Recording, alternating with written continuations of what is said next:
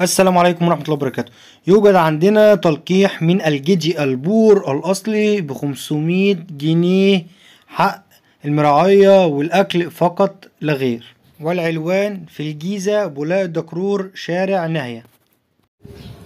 السلام عليكم ورحمة الله وبركاته. اللهم صل على محمد وعلى آل محمد كما صليت على إبراهيم وعلى آل إبراهيم، اللهم بارك على محمد وعلى آل محمد كما باركت على إبراهيم وعلى آل إبراهيم في العالمين إنك حميد مجيد.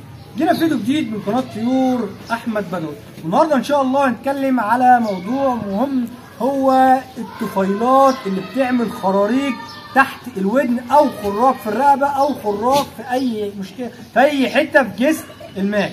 طيب ده تأثيره يا عم أحمد؟ ده بيبقى تأثيره بكتيريا أو طفيلات هي اللي بتعمل الخراريج دي.